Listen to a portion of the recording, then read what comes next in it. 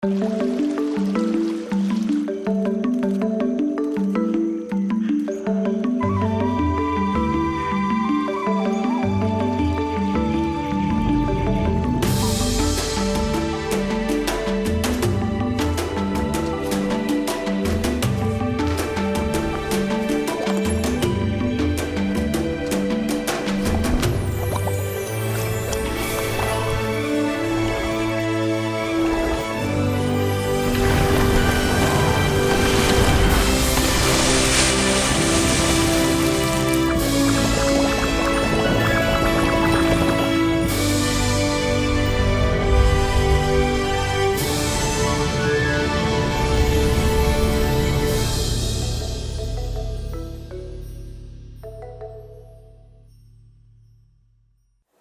di otak saya cuma terbayang, kamu tuh bodoh ya. Dulu kamu diperingatin tapi kamu nggak dengar. Sekarang seperti ini, kamu tinggal ya udah mau meninggal apa enggak? Papa mama saya minta maaf kalau misalnya saya ada salah. Kalau seandainya sehari ini saya liwat, nah ikhlaskan kayak gitu. Hai, ketemu lagi dengan saya Arta Tria di stream podcastnya MSV Studio. Nah, kali ini nih, di episode kali ini kita akan mengajak kalian-kalian semua untuk lebih hidup sehat. Caranya seperti apa? Kita mendatangkan narasumber ataupun praktisinya di sini. Tapi praktisinya kali ini kita juga mendatangkan dari internal MSV Studio sendiri, di mana beliau ini ataupun rekan kita yang satu ini itu pengalaman banget di bidang kesehatan karena memang pengalaman buruknya mengubah mindset untuk pola hidup sehat. Karena apa nih? Aku penasaran banget karena sebelumnya kita pernah cerita-cerita ngobrol kalau sebelumnya bintang tamu yang satu ini pernah merasakan hal yang paling gak enak di hidupnya terkait kesehatan karena pola hidup yang gak sehat. Nah, seperti apa sih dan siapa sih narasumber di hari ini? Ada Ko Fikri. Hai. Halo. Ko Fikri ataupun Ko Hari Fikri. Hari Fikri ya, tapi aku biasanya nyebutnya Ko Fikri. Nah, Ko Fikri ini adalah bisa dikatakan diet antusias. Ya. Diet Fitness antusias. Nah, Ko Fikri ini dulu bodinya nggak segini. Bodinya seperti ini. Nah, kalau kalian lihat, jadi body yang seperti ini dengan berat berapa dulu kok berarti? 150 kg. 150 kg itu kalau misalkan ditukar sama beras lumayan juga ya? Lumayan lah, 6 karung ya. Ada 6 karung beras. Jadi Ko Fikri dengan berat 160 kg. 150 kg. 150 kg. Dan tinggi sekarang berapa kok? 185, belum nambah. Udah gak bisa nambah 185 dengan hobi makan yang lumayan banyak banget, punya pengalaman tersendiri. Nah, dan Ko Fikri ini di MSV Studio posisinya adalah sebagai 3D Anime Supervisor. Bisa dikatakan beliau juga seorang yang ngurusin terkait visual dan segala macam tentang 3D animasi di MSV Studio. Tapi pekerjaannya terkadang mostly bisa dikatakan gaya hidupnya nggak sehat gitu nggak sih Ko? Betul. Bisa diceritakan dulu gaya hidupnya nggak sehat seperti apa? Kita pengen flashback dulu nih ke Ko Fikri yang beberapa tahun silam, karena secara nggak langsung ada kali 2 atau 3 tahun ini sudah mulai concern ya sama kesehatan ya. Nah, beberapa tahun yang lalu seorang Hari Fikri ini seperti apa? Mostly kayak animator biasanya ya, kebanyakan animator seperti itu gaya hidupnya, jadi kayak Seperti itu kayak apa? kayak makan yang makan nggak diatur, yang kita lihat yang kita enak kita beli, kita makan. Ya kan? Terus bekerja pun kebanyakan di depan komputer, badan kita tuh nggak aktif sama sekali. Kadang-kadang cuma ngambil kopi pun tinggal begini doang terus males. Saking deketnya sama. Saking deketnya. Apalagi banyak kan juga kita merokok ya. Biasa juga merokok. Apalagi kalau sudah di luar kantor itu kerja di kos atau di rumah kerja sambil merokok. Nah itu. Jadi nggak aktif, makan ngawur, merokok, yang paling parah itu begadang. Tapi sebelumnya sudah berapa tahun jadi animator? Sudah berapa ya? 12 tahun lah. 12 tahun jadi animator, dan selama itu juga kebiasaan hidup enaknya ini bisa dikatakan itu sudah sebelum jadi animator atau pada saat jadi animator nih? Pada saat jadi animator. Pada saat jadi animator ya. Kenapa sih kayak gitu kok? Karena kan ketika kita kerja biasanya banyak tekanan, kayak misalnya kita harus deadline, harus memberikan performa yang baik gitu. Cuma sayangnya pola pikir kita salah, yaitu seperti kalau kita kerja keras kita harus happy lebih keras. Oke. Sedangkan happy-nya itu kita ke arah yang kurang baik. Ke makanan itu tadi. Makanan yang kita nggak ngatur, kita happy karena kita merokok lebih santai, kita happy karena begadang sambil main game. Oh. Nah itu kadang-kadang bisa merusak. Nggak salah prinsip seperti itu, tapi pelarian yang salah. Jadi kita kayak membayar gitu istilahnya. Jadi makin lama berat badannya sampai dengan 150 kg itu tadi ya. Itu udah ngerasain yang seperti apa pada saat merasakan 150 kg pada saat itu? Nah ini kesalahan kebanyakan manusia seperti saya juga dulunya ya. Jadi kayak misalnya awalnya tuh kayak orang biasa. Masuk angin dikit-dikit, hujan dikit pilek. Bangun tidur kayak lembab hidungnya terus kayak bersin-bersin. Makan dikit alergi kayak buang air besar susah. Itu sebenarnya tanda-tanda awal penyakit yang mulai bakal masuk karena metabolisme kita sebenarnya rusak di situ. Oke. Cuman tinggal kapan waktunya aja. Ya oke. Nah, waktunya itu menentukan adalah yang tadi makannya seberapa banyak kita ngaco, seberapa banyak kita aktif, semakin lama kita istirahatnya hancur. Itu kalau ditambahin semuanya mempercepat kita sakit parah. Cuman beda-beda orang ya. Ada yang begadang cuma sehari, seminggu 2 kali, mungkin seminggu 3 kali. Kalau saya tiap hari. Tiap hari begadang. Jadi umur 30 ya lebih cepat kenanya gitu.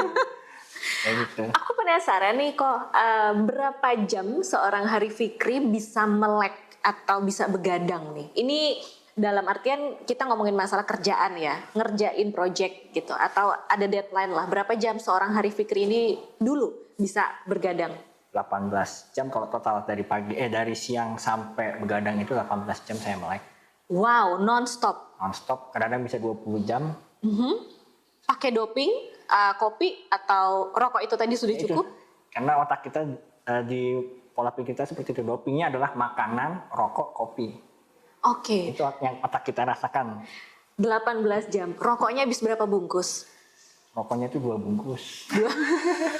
Satu hari? Kalau 3 bungkus bagaimana teman-teman?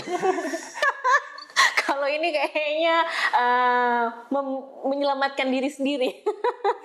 Oke. Kopi berapa gelas? Kopi itu nggak ngitung sih ya. Tapi mostly minumnya kopi? Bisa atau 3-4 gelas. Yang manis-manis? Kebetulan saya nggak suka, itu anehnya. Saya nggak suka manis, minuman manis, permen, kue itu saya nggak suka. Tapi diabetes. Oke, jadi Ko Fikri ini juga salah seorang penderita, bukan bisa dikatakan penderita bukan ya? Pengidap atau bukan? Pengidap kayaknya. Pengidap diabetes? Ya. Diabetes tipe 2. Oke, tapi sama sekali nggak suka makanan manis. Ini kalau boleh tahu dari mana sih kok datangnya diabetes? Apakah dari turunan atau seperti apa? Diabetes itu pengaruhnya nanti karena badan kita itu nggak bisa memakai energi yang dari makanan yang kita makan. Makanannya berlebihan, tapi kita nggak menggunakan dengan baik. Jadi energi kita itu nggak sesuai dengan makanan yang kita asup. Harusnya makanan yang kita pakai itu bisa buat tenaga yang sangat besar, kita cuma pakai buat duduk, buat melek dikit doang, ya kan? Akhirnya adalah penumpukan di lemak. Karena makanan yang tidak dipakai itu diproses di badan, pada akhirnya jadi lemak. Nah lemak itu menutupi organ-organ tubuh kita. Nah akhirnya nanti malah organ tubuh kita itu nggak bekerja dengan baik, tidak bisa memproses gula dengan baik, itulah kejadian diabetes. Oke, nah jadi aku penasaran juga nih mungkin buat kalian yang melihat dan juga mendengarkan melalui Spotify ini juga pasti penasaran kira-kira waktu dulu seorang Hari Fikri ini dengan tinggi 185 ini dan berat yang waktu itu adalah 150 kg bisa ngabisin makanan berapa banyak. Gini, gambarannya adalah junk food. Junk food nggak bisa lepas bener. Nah ada berapa banyak junk food yang bisa dikonsumsi seorang Hari Fikri satu kali makan, satu kali nyemil. Nyemil kita tuh biasanya dikit banget ya kalau nyemil. Kalau ini nyemilnya kayaknya makan malam deh. Saya itu nggak ada menyemil, nggak suka nyemil. Nggak suka nyemil, tapi sekalinya makan banyak. Makan berat ya itu berat sekali. Kalau junk food berarti? Ini saya makan tuh jarang, biasanya ganti-ganti. Sekali saya nemu yang rutinitas, saya bisa makan sama persis. Hampir semingguan gitu kira-kira ya. Oke. Jadi dulu saya makannya seperti, ini bisa 3 bungkus. Mie instan? Itu makan siang doang. Oke, mie instan 3 bungkus. 3 bungkus, telurnya bisa 2-3. Teman-teman saya tahu semua pesanan saya seperti itu. Nah itu pulang kantor, saya bisa pesen junk food. Ayamnya bisa 5-6. Nasinya bisa 3. Wow. Belum sama kerupuk-kerupuknya, kremes-kremesnya ya. Dan minum Coke yang biasa temennya junk food itu juga? Koknya enggak, saya nggak doyan. Kan saya nggak doyan manis. Oh iya. Makanya saya nggak demen koknya. Ya minumnya cuma air putih, es teh masih biasa. Es teh tawar lah biasanya cuma. Oke. Nah, dari pengalaman-pengalaman itu kemudian kita pengen ngerti bukan hasil tapi efek yang dihasilkan dari gaya hidup nggak sehat seorang Hari Fikri itu apa aja? Share dong kok buat teman-teman. Nah ini efeknya, ini sebenarnya pola pikir sebenarnya salah semua ya. Dari awal saya juga ngerasain bahwa seperti kayak kalau kita kerja harus makan yang enak, harus happy gitu. Ngasih apresiasi buat diri sendiri buat judulnya. reward buat diri kita sendiri gitu. Emang secara ini kayak apa ya? Maaf ini kayak narkoba. Sebenarnya kayak narkoba. Jadi ketika merasakan happy, hormon dopamin kita naik dari makanan, dari narkoba. Itu bisa sama persis. Karena kita merasakan happy, reward yang pantas gitu. Nah efeknya adalah ya sama seperti narkoba, merusak tubuh kita sebenarnya. Tapi bukan makanannya ya, tapi lebih ke lifestyle. Lifestyle-nya nyaman di situ, itu yang merusak. Jadi makanannya sebenarnya bagus, nggak masalah dengan junk food, asal kita tahu porsi dan kontrolnya. Gula, nasi itu bagus, asal kita tahu cara pakainya dan kontrolnya seperti apa. Kalau kita nggak pernah kontrol itu, efeknya macam-macam.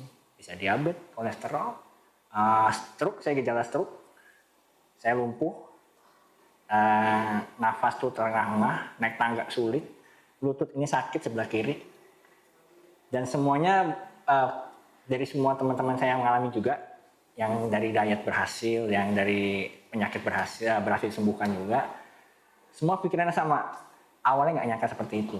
Nah, dan mereka itu pikir, itu genetisnya saya, itu sebenarnya kayak turunan, sebenarnya enggak. Jadi pola hidup kita itu sebenarnya bikin merusak. Seperti itu. Apa yang ada di pikiran Ko Fikri pada saat mendapati dirinya, tadi kan Ko Fikri pernah bilang nih, lumpuh gitu kan, tiba-tiba lumpuh. Itu benar-benar nggak bisa ngerespon atau nggak bisa gerak atau sudah seperti keadaan anormal, pingsan atau seperti apa? Itu kejadian yang paling menyeramkan sebenarnya. Jadi saya orangnya dulu kan ya masih muda juga, jadi sombong kan, merasa dirinya belagu banget nih. Ayah saya ngomong gini, itu badan gemuk, hati-hati ya, penyakitnya banyak. Saya masih sombong, enggak lah, sehat kok, saya gini fine-fine aja, nggak ada masalah macam-macam.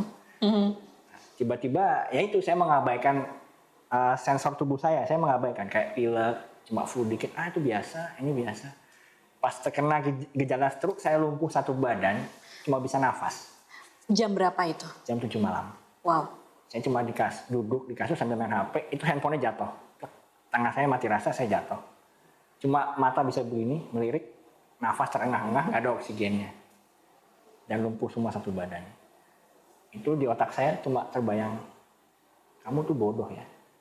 Dulu kamu diperingatin, tapi kamu nggak dengar. Sekarang seperti ini, kamu tinggal ya udah mau meninggal apa enggak? Itu udah paling ngeri. Kamu kayak meninggal tapi kamu masih nafas. Cuma di otak saya, wah sudahlah meninggal.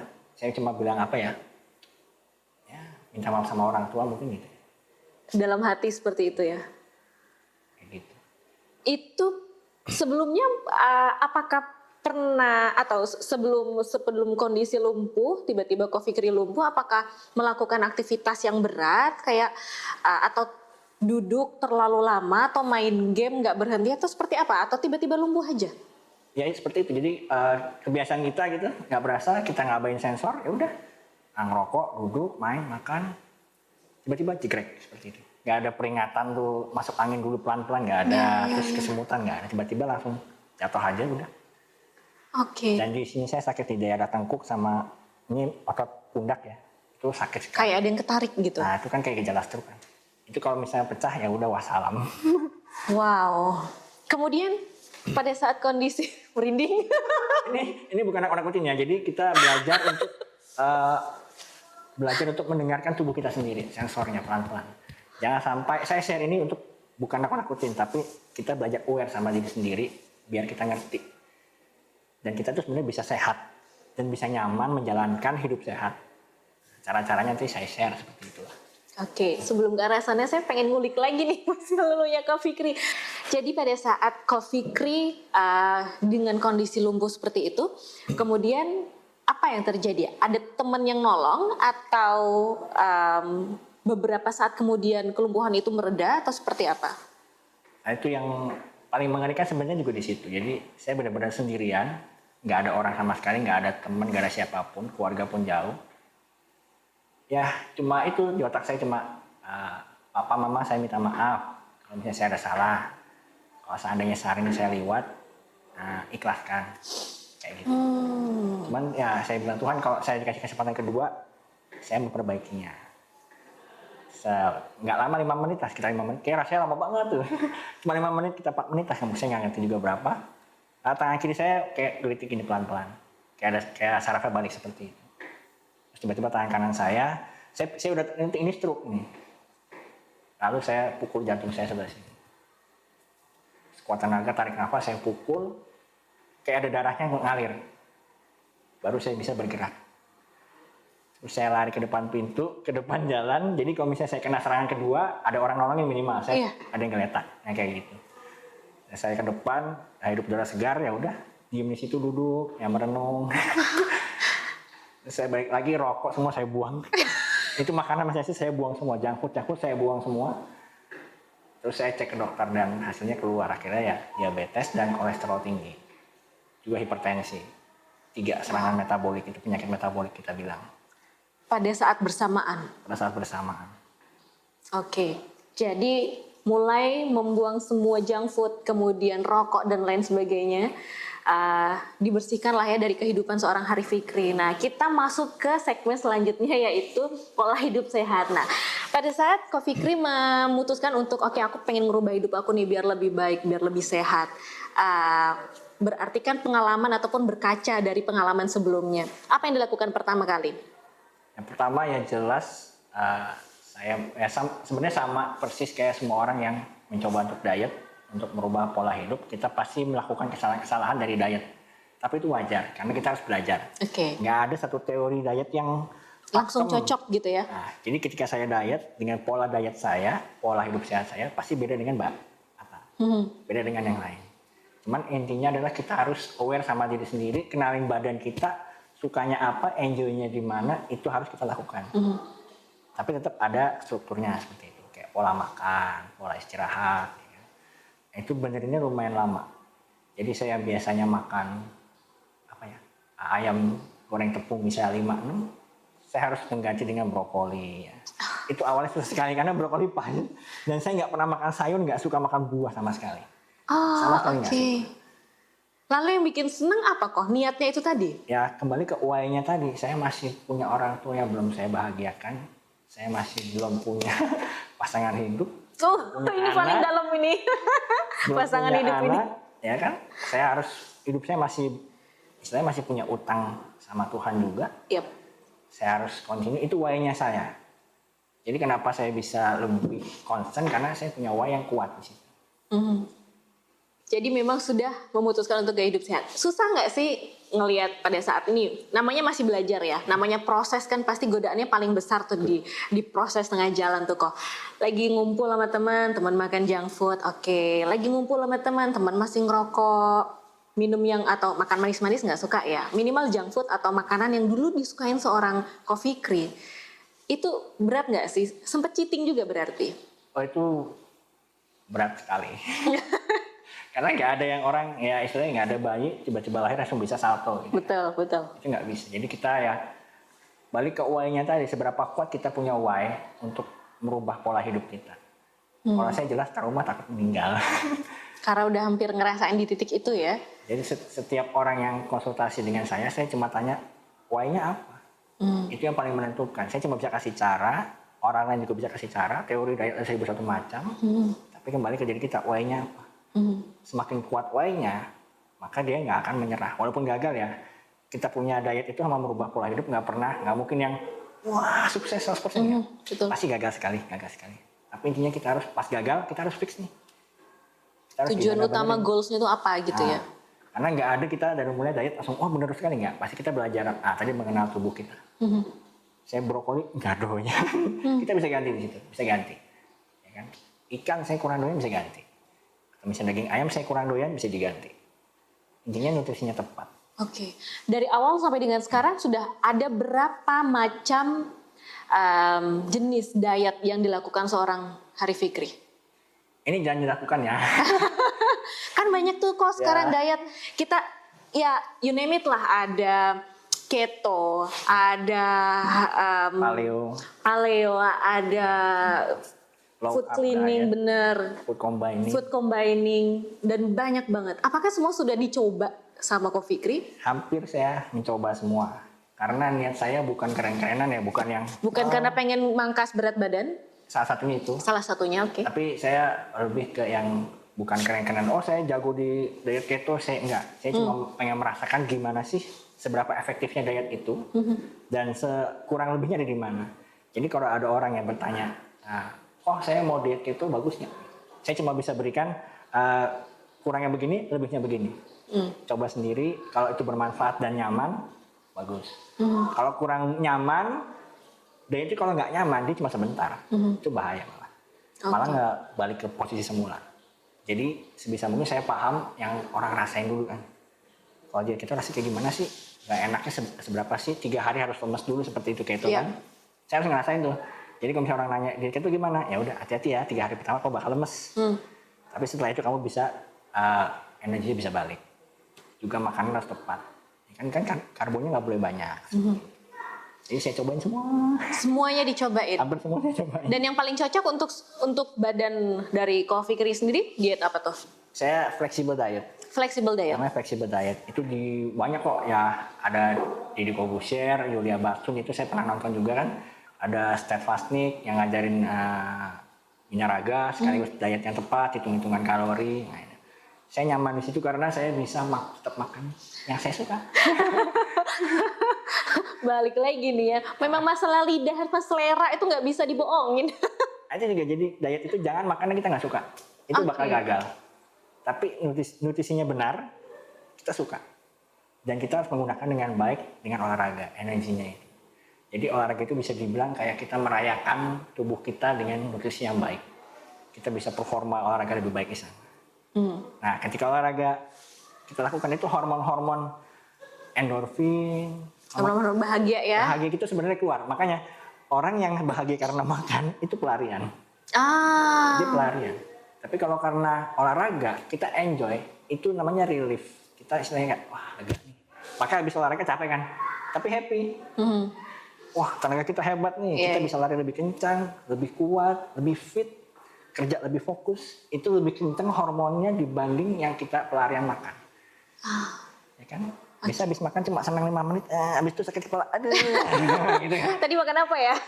Aduh, tadi kolesterol tuh.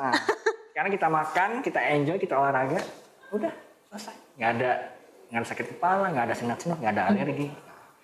Dulu 150 kg, sekarang berapa? 90 kg. 90 kg, sudah hampir setengah dari berat badan seorang Hari Fikri ini. Hilang dalam waktu berapa lama prosesnya tuh kok? 2 tahun. 2 tahunan ya. Kalau boleh tahu sekarang olahraganya apa sih? Saya kebetulan bukan demen sih, cocok dengan gym, angkat beban. Karena makan saya banyak. Tadi kembali ke tadi, makan dengan energi. Kita harus seimbang pengeluaran dengan pemasukan, istilah seperti itu ya. Kalau kita suka makan banyak, cara mengeluarkan energi yang baik dengan makanan yang segitu banyaknya ya angkat beban. Tapi kalau misalnya nggak suka jangan dipaksakan. Boleh dengan lari, renang. Karena nggak semua orang bisa makan banyak. Tapi bener loh, porsi makannya Ko Fikri ini memang banyak banget. Jadi karena kita satu kantor dan sering banget ngeliat Ko Fikri ini kan tipe orang yang memang lebih suka masak sendiri daripada order ataupun beli makanan di luar. Nah pada saat masak sendiri, jadi memang di pantry itu ada banyak banget bumbu-bumbu khas masakannya Ko Fikri. Dan kalau masak itu dada ayam berapa kilo boleh dikasih tahu? Ayam itu bisa 0,5 kilo sekali makan, sayuran juga. Bayam, biasanya saya suka bayam. Ya seperti itulah. Bisa makan ubi 0,5 kilo ya. Dimakan sendiri, Bo. Kalau kita buat bagi-bagi ya. Kalau Ko Fikri dimakan sendiri.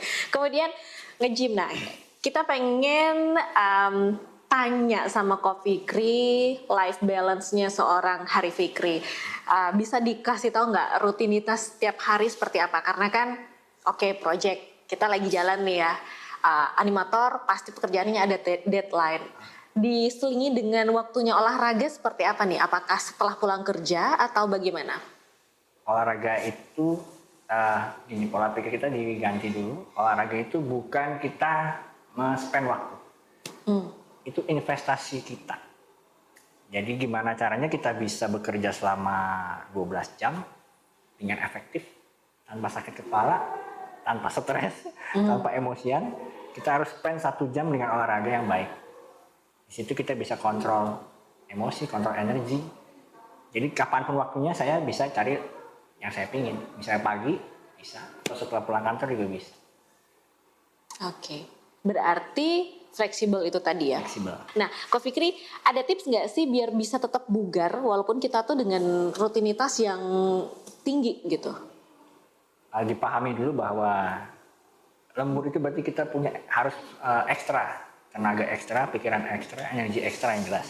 Nah, kesalahan saya masa lalu dan kebanyakan orang juga, kita butuh tenaga ekstra, tapi kita makan yang tidak tepat buat badan kita, tidak untuk menunjang stamina kita, tidak untuk menunjang energi kita. Kita makan yang istilahnya malnutrisi, kita kekurangan vitamin, kurang mineral, kurang protein. Kita makan yang kita suka. Akibatnya apa? Tubuh kita harus digenjot dengan tenaga yang besar, tapi nggak ada bensin yang tepat. Betul. Itu yang biasa orang lembur besokannya sakit.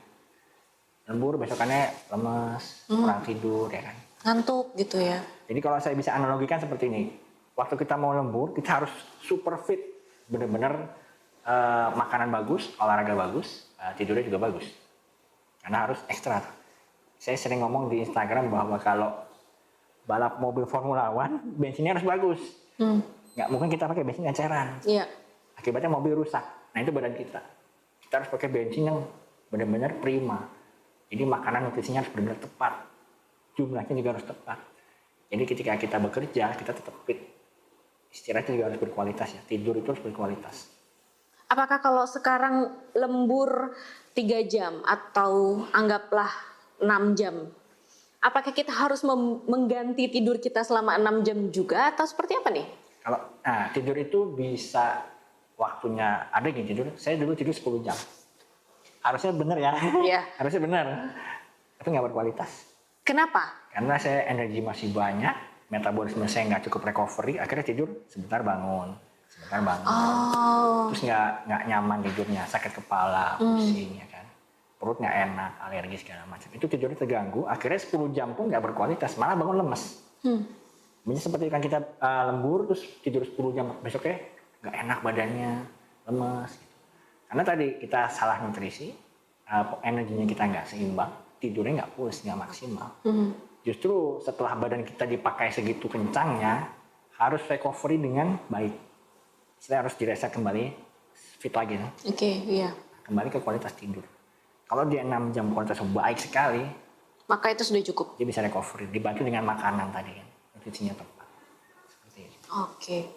Dan seorang Ko Fikri ini juga ternyata selain diet fitness enthusiast, Ko Fikri ini juga sekarang sudah mulai perlahan untuk belajar nutrisi.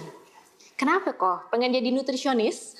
Atau karena pengalaman masa lalu, jadi kita pernah dikasih cara nih biar gimana kita selain memangkas berat tubuh ataupun menemukan berat tubuh ideal, tapi juga sehat, berkualitas bisa dikatakan gitu. Jadi nggak cuman berat badannya habis ataupun hilang, tapi nggak sehat, itu enggak. Dengan cara ngitung kalori dan lain sebagainya. Nah, Ko Fikri ini juga lagi belajar nutrisi. Kenapa sih kok? Awalnya ya, saya itu kembali ke trauma tadi. Saya refleksi diri saya sendiri bahwa saya itu melakukan tindakan bodoh. Nah, ketika saya merasakan itu, pikiran saya cuma seperti ini. Jangan sampai teman ataupun orang yang saya sayangi melakukan hal yang bodoh seperti saya. Jadi saya belajar nutrisi itu bukan buat keren-kerenan juga, tapi saya pengen tahu gimana bener dan saya mau share itu ke teman-teman saya, ke keluarga saya. Dan diet yang nyaman itu seperti apa? Saya harus punya ilmunya yang benar, baru saya bisa share. Tapi ya itu kembali ke masing-masing. Saya harus cuma bilang ini makan seperti ini oke, mau silakan dimakan. Nyamannya diri sendiri bagaimana, harus dengerin diri sendiri gimana. Badan kita seperti apa. Karena emang sengaja saya ngambil nutrisi karena itu fokus utama biasanya. Kalau olahraga beda-beda ya terserah ya. Iya. Tapi orang yang paling susah adalah makanan. Paling susah itu makanan. Kalau dengan diet udah, wah sayur rebus nih. Nah, wah nggak boleh digoreng nih. Nah, itu nggak boleh di ini nih. Sebenarnya kan boleh, tapi ada porsinya, ada aturannya. Jadi kita enjoy diet, makan enak, happy sama keluarga, badan tetap sehat. Tapi diet sendiri itu kalau ada yang bilang diet itu bisa dibedakan lewat golongan darah atau diet itu bisa dilakukan dengan pria dan wanita dietnya beda-beda. Itu benar nggak sih kok sebenarnya? Kalau golongan darah saya belum paham sampai sana. Belum sampai ke sana ya? Belum sampai sana paham. Tapi secara umumnya, kalau saya mendengar teori diet, saya lakukan, saya tanya sama yang sudah melakukan dan yang tidak melakukan. Jadi misalnya ada pernah tercetus bahwa buah itu bisa bikin gemuk. Ya. Ada teori seperti itu. Karena ada kandungan gula di dalamnya. Betul. Itu ada teori seperti itu. Risetnya saya kurang, ada juga risetnya, jurnal sehatnya juga ada. Saya tanya yang makan buah. Kamu makan buah, coba kamu makan buah, gemuk gak? Saya cobain juga diri sendiri. Saya makan buah, timbangan naik ya nih. Ternyata di tempat saya gym itu, ini juara internasional binaraga. Badannya bagus sekali dan dia body fatnya 5%, 7% itu kering sekali. Saya tanya, kuncinya apa mas? Buah. Dari situ saya bilang, teori buah nggak masuk. Oh, okay. Betul, harusnya kalau buah itu menggemukkan, dia gagal. Benar nggak? Saya coba dengan makan buah, malah itu justru yang membantu saya dalam diet.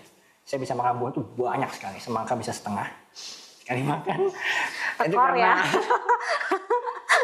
Nyata yang gini, kalau ngomong tekor nggak juga. Nggak juga ya, karena investasi. Nggak juga.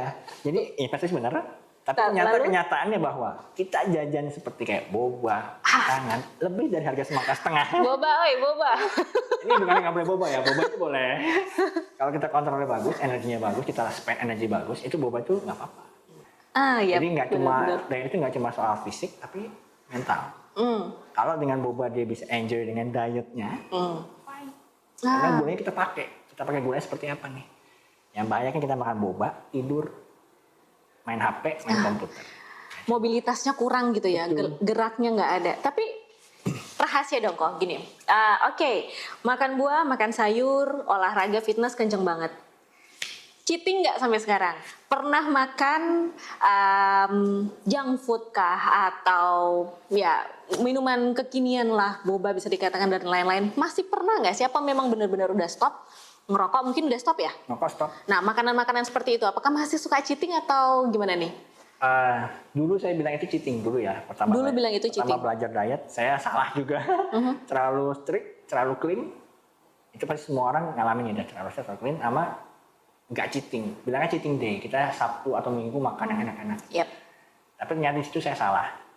Karena dari cheating itu saya merasa seperti kayak, oh saya 6 hari diet, saya harus balas nih. Oke. Balasnya seperti itu. Jadi otak saya cuma pikir, ini makanan yang clean 6 hari ini harus saya balas. Harus saya puaskan dalam 1 hari makanan yang enak. Oke. Itu namanya mengakibatkan namanya binge eating. Binge, B-I-N-G-E, eating. Itu jadi kayak makan balas dendam. Nah, oke. Balas dendam. Nah, sekarang saya mencoba untuk ya belajar makanan junk food itu isinya apa? Protein, lemak berapa? Tetap dihitung ya kalau nutrisionisnya makan junk food aja. Enggak, itu kan cuma kasaran doang. Oke. Jadi kita paham bahwa junk food itu nggak buruk. Tapi kalau kita pakai dengan baik, fine gitu. Kita bisa merecovery dari makanan seperti itu nggak masalah. Jadi memang program saya adalah kalau mau makan junk food silakan. Mau minum boba silakan. Tapi tahu porsi, kita pakai untuk apa dan bermanfaat untuk apa. Jangan sampai kita kayak kecanduan tiap hari makan junk food. Iya benar-benar. Saya makan junk food, makan donat. Kadang-kadang bisa ya suka-sukanya aja. Menyesuaikan postur badan ya. Menyesuaikan. 185, tinggi segini bisa dibayangin nggak mungkin cuma makan setengah donat ya. Cuma sampai lidah. Itu dibayangkan, dibayangkan teman-teman yang itu pasti makan donat cuma setengah. Saya makan 6. Banyak juga ya. Karena saya tahu, saya udah menghitung kebutuhan energi saya, kalorinya seberapa, karbohidratnya berapa, saya penuhi di situ. Jadi saya makan mungkin 6, saya makan 3, tapi saya nggak makan yang lain lagi. Karbo yang lainnya saya nggak makan. Oke. Kayak nasi saya nggak makan lagi, kentang ubi saya nggak makan lagi. Karbonya sudah dari donat itu tadi. Seperti gula juga dari donat. Tapi saya pakai dengan angkat beban yang energi yang besar seperti itu. Jadi saya lebih nyaman di situ kan. Makan donat tanpa merasa bersalah gitu. Nah itu yang paling penting. Akhirnya kalau kita diet merasa bersalah, mental nggak bagus, hormon kita stres, malah badan sakit. Nggak prima badan kita. Karena mentalnya sakit. Terlalu takut sama makanan, itu yang tidak baik. Apa yang paling sering dilakukan oleh orang terkait pola makan yang dilakukan nih kok? Kalau tadi Ko Fikri bilang takut sama makanan mindsetnya. Apa yang paling sering? Salah kaprah paling common lah. Apa ini? Ya tadi itu kayak saya takut makan nasi biar gemuk, biar nggak gemuk. Takutnya bikin gemuk makan nasi. Makan yang manis-manis bikin gemuk. Makan karbohidrat bikin gemuk. Makan ikan berlemak, lemaknya bisa gemuk. Makan daging yang berlemak, lemaknya bisa bikin gemuk. Tapi sebenarnya prosesnya nggak seperti itu. Kalau kita belajar ya, kembali ke tadi, kalau kita makan segini, energinya lebih besar, pasti kita turun berat badan. Atau terbalik, kita misalnya makan, energi kita kecil, pengeluarannya kecil, makannya banyak, jadi gemuk. Makanya kita bilang makanan itu olahraga itu untuk merayakan badan kita. Dengan makanan yang enak, dengan nutrisi yang tepat, kita fit, kita segar, kita pakai. Olahraga itu untuk merayakan, mengapresiasi diri kita sendiri. Boleh makan enak, tapi juga harus bertanggung jawab untuk diri sendiri. Oke, kalau gitu Ko Fikri, aku pengen minta Ko Fikri deh, berdasarkan pengalaman ini, ngasih tips buat yang melihat stream, yang mendengarkan stream, juga yang melihat YouTube channel kita, untuk menjaga kebugaran deh, daily activity. Kita ngomong konsepnya dulu ya. Boleh, nah. Jadi kita ngomong sehat, saya ambil contoh keuangan yang sehat. Misalnya contoh ya, kita punya keuangan sehat gimana sih? Artinya kayak kita punya tabungan, kita punya spend, kita punya penghasilan berapa, kita hitung semua di situ. Bener kan? Ya. Kalau penghasilan kita lebih dikit dari pengeluaran, tekor. Kalau kita bisa nabung tanpa invest, nggak berkembang.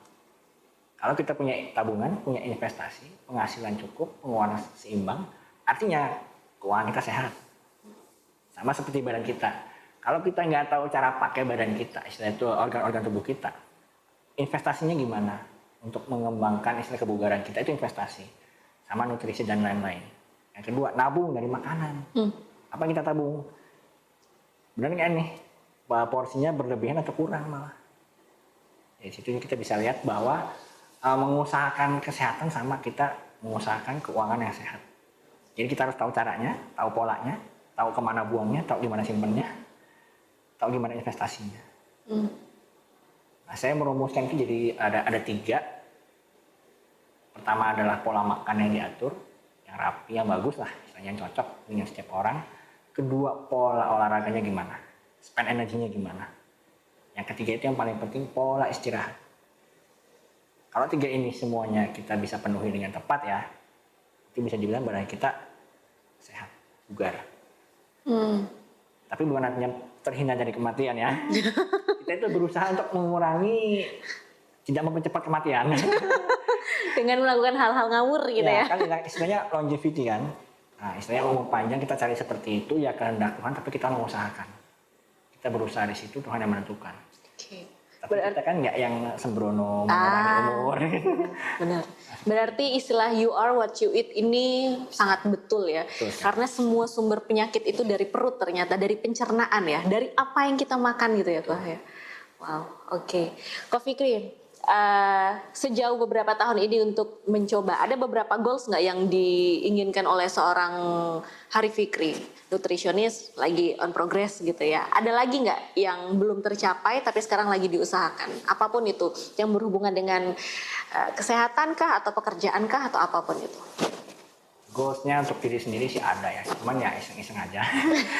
Cuma ya istilahnya badan lebih enak dikit, punya tenaga bagus, punya fit, ya invest ke badan sendiri pertama goals. Nah goals yang kedua orang mungkin dengarnya kayak apa ya, sok idealis nih atau lebay nih ya. Tapi ini goals saya jujur dalam hati, saya nggak bilang ini keren-kerenan, nggak bilang ini saya sok pamer segala macam. Saya cuma pengen teman-teman saya sadar, aware untuk kesehatan.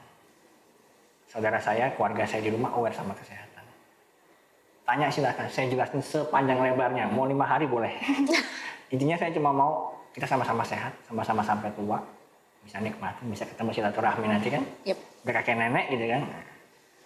Saya seperti itu, jangan sampai teman saya umur 30-40 udah lumpuh sebelah. Kita ngeliat kasihan juga kan gitu. Benar. Kita punya ilmunya tapi kayak aduh kasihan. Sebenarnya emang urusan mereka gitu. Tapi kayak cuma nge-share, semoga nyampe ilmunya ke sana. Semoga mereka sadar ini saya harus memperbaiki hidup saya gitu.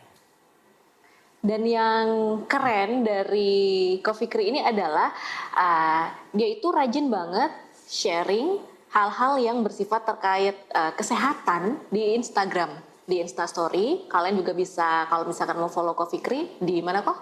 Hari Pikri. Di Hari Fikri, nanti alamatnya ada. Minta quotes dong untuk seorang Hari Fikri ini dari Coffee Fikri ini, quotes dong buat yang dengerin dan juga yang melihat YouTube kita. Hidup sehat itu bukan buat cuma diri kita sendiri, tapi agar diri kita mampu untuk menyayangi orang-orang yang di sekitar kita.